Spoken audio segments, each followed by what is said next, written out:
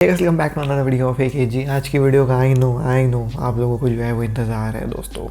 इंतज़ार दो रीज़न्स के चलते हैं। दी नंबर वन रीज़न, मैंने प्रॉमिस किया था कि मैं आपको व्लॉग बना के दूंगा real Madrid versus Barcelona legends का जो गेम हुआ है जिसको मैं अटेंड करने के लिए आया उसका। लेकिन यार वो व्लॉग क्यों नहीं बन पाया, ये जानने के लिए भी कई लोगों का इंतज़ार है वीडियो का, क्योंकि पता है आप लोगों को मैंने इंस्टाग्राम पे डाल दिया था कि भाई ऑर्गेनाइज़र्स ने बहुत बुरा किया है क्रिएटर्स के साथ। तो पीपल वांट टू नो कि क्या किया ऑर्गेनाइज़र से। आपका हक बनता है जानने का, मेरा हक बनता है बताने का, मैं बताऊंगा आपको। लेकिन आज ना थोड़ा ब्रीफ में बताऊंगा, थोड़ा शॉर्ट में बताऊंगा, क्योंकि एक डिटेल वीडियो मुझे बनानी है इसके ऊपर।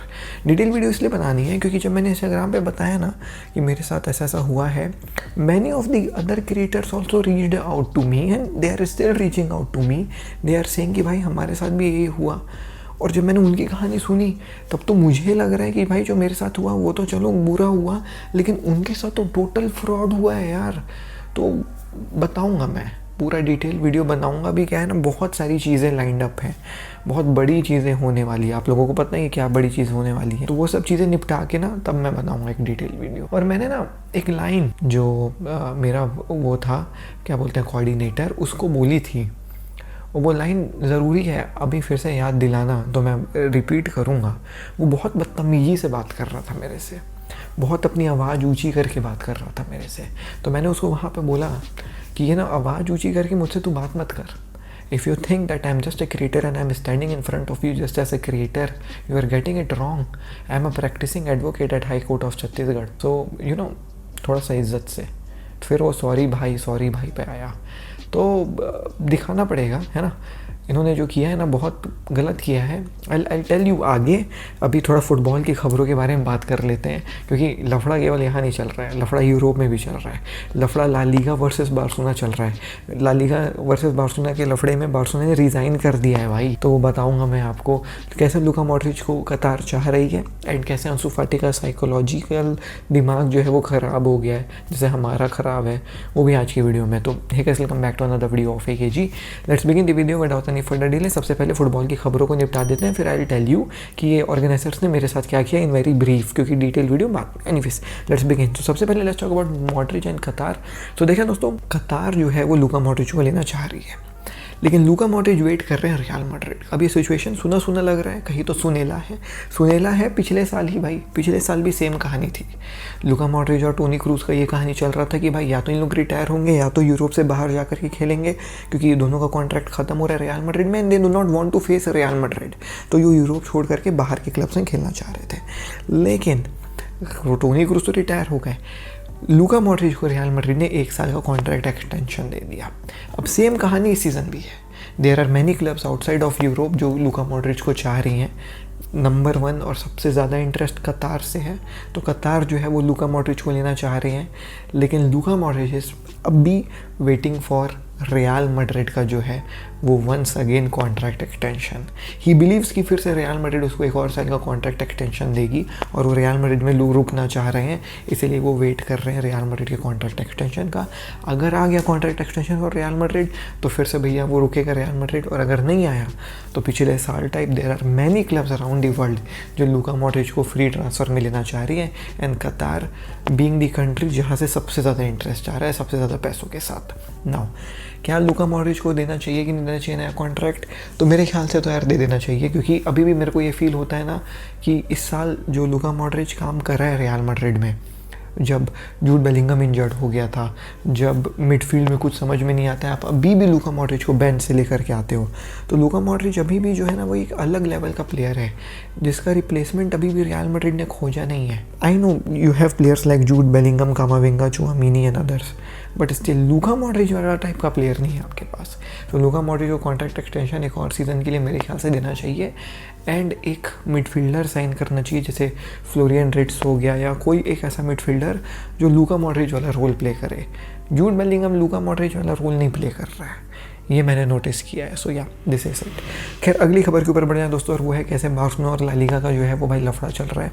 बार्सिलोना ला लीगा का लफड़ा ये है कि बार्सिलोना, ये जो खबर है बार्सिलोना की है, कल बहुत ज़्यादा वायरल हुई है। वो खबर ये है कि भाई बार्सिलोना ने रिज़ाइन कर दिया है डेलीगेट्स एसोसिएशन का, ला लीगा का। तो देखो दोस्तों, मैं आपको बता रहा हूँ, देयर आर मैनी एसोसिएशंस जो भाई ला लीगा रन करती है अपने अंडर। जैसे रेफरीज का एसोसिएशन होता होगा, डेलीगेट्स का एसोसिएशन है, प्लेयर्स का एसोसिएशन होगा। तो ऐसे करके ना हर एक जो है वो भाई आप कह सकते हो ला लीगा के अंडर अलग अलग कमीशन एंड ऑर्गेनाइजेशंस हैं, ठीक है। सो डेलीगेट कमीशन क्या है जिससे बार्सिलोना ने रिज़ाइन कर दिया है कि हर एक क्लब का एक रिप्रेजेंटेटिव, ऐसा डेलीगेट रिप्रेजेंट करेगा बार्सिलोना को और हर एक क्लब को ला लीगा के अंडर।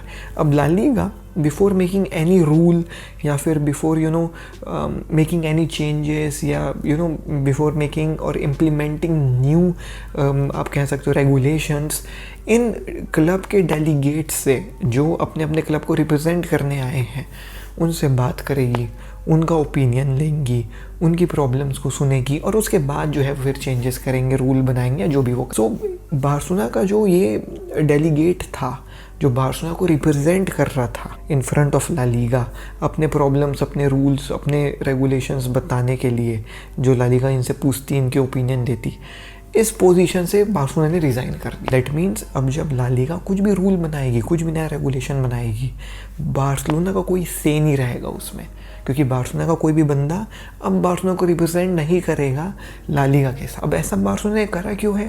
तो खबर ऐसे निकल कर के आ रही है कि बार्सिलोना अपने फाइनेंशियल इंफॉर्मेशन ला लीगा के साथ शेयर नहीं करना चाह रही थी। दैट मीन्स अपेरेंटली जब कोई भी डेलीगेट अपने क्लब को रिप्रेजेंट करता है ला लीगा के सामने और ला लीगा उनसे पूछती है, उनके ओपिनियंस लेती है, उस पोजीशन में रखती है, तो फिर उनको अपने फाइनेंशियल जो है वो भाई स्टेटस ला लीगा को बताने पड़ते हैं कि आप कितने प्रॉफिट में हो, कितने लॉस में हो, क्या कहानी है, क्या नहीं है। तभी तो रूल्स कैसे अप्लाई होंगे, क्या होंगे, आपसे जो है वो भाई बात करेंगे। लेकिन बार्सिलोना ये चीज़ जो है वो ला लीगा को नहीं बताना चाहती थी। बार्सिलोना अपने फाइनेंशियल कह सकते हो बुक्स ला लीगा को जो है वो भाई बताना नहीं चाह रही थी, पता नहीं क्या नहीं करना चाह रही थी। अब जो है वो ला लीगा के पास पावर नहीं रहेगा to publicly make any statement regarding the finances of FC Barcelona, because apparently अब वो इन्फॉर्मेशन बार्सिलोना नहीं दे रही है, ला लीगा को नहीं देना चाहती, और इसी के चलते वो डेलीगेट कमीशन से रिज़ाइन कर दिया है। अब ये थोड़ा सा शेडी सुनाई दे रहा है। If everything is really good and you have not cooked your books, तो फिर तो भाई क्या दिक्कत है फाइनेंसेस जो है वो शेयर करने में? तो कुछ तो गड़बड़ है, तभी इन्होंने जो है रिज़ाइन किया है।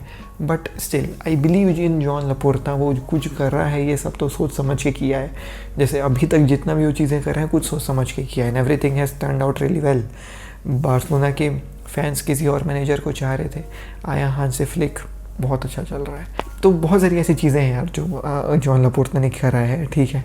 तो मैं ट्रस्ट करता हूँ, अब लेट्स सी क्या होता है। बट हाँ, अब ला लीगा के कुछ भी डिसीजन में बार्सिलोना का कोई से नहीं रहेगा। एंड सेकेंडली ला लीगा के पास अब ये पावर नहीं है कि वो बार्सिलोना के फाइनेंशियल प्रॉब्लम्स या फाइनेंशियल जो है वो भाई सिचुएशन को पब्लिकली बताएगा। तो ये कहानी है। अब मैं आपको बताना चाहता हूँ अंसू फाटी के बारे में कि कैसे अंसू फाटी का साइकोलॉजिकल दिमाग हिल गया है। तो अपेरेंटली अंसू फाटी जो है वो एक स्टेटमेंट दी है कि I want to be at a club जहाँ मेरे को कॉन्फिडेंस दिया जाए।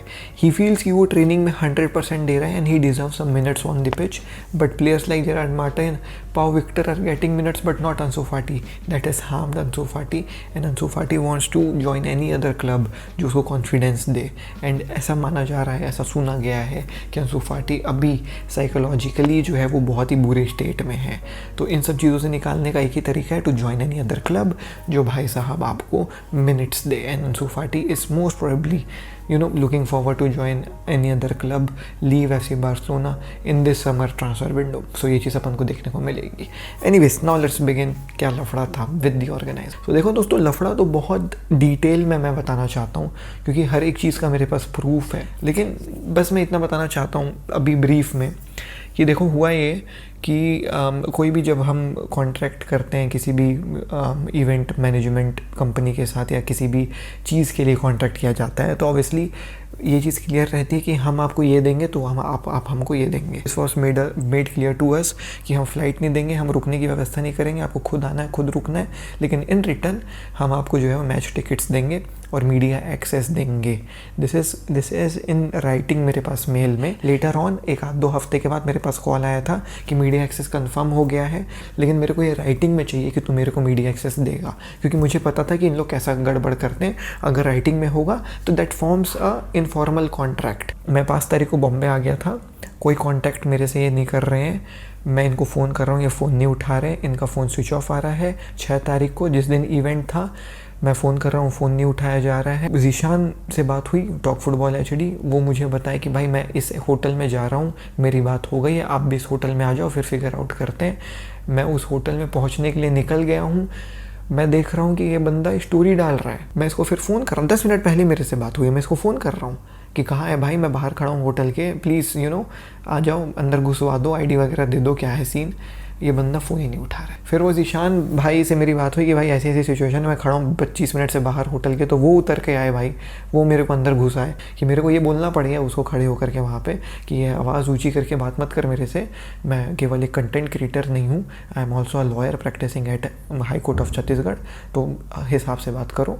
तो फिर वो सॉरी भाई पे आया, बोलता है कि क्या मैं होटल के बाहर 2 लोगों को खड़ा कर देता क्या कि कंटेंट क्रिएटर्स आ रहे हैं उनको अंदर। ऑब्वियस भाई, ऑब्वियस, वो धूप में मैं खड़ा हूँ, 25 मिनट ID कार्ड नहीं है मेरे पास, तो ना वहाँ इज्जत मिली, ना वहाँ मीडिया एक्सेस मिला। तो इन्होंने प्रॉपर यूज़ किया हमारा to promote their event, and on the day of the event जो चीज़ें उन्होंने प्रॉमिस करी वो दी नहीं। फिर उनकी ऑडेसिटी ये भी थी, ये तक उन्होंने बोला है कि भाई आपने इंप्रेशंस क्या दिए हमको, तो ठीक है, मैं अब इंप्रेशंस दिखाता हूँ अच्छे से।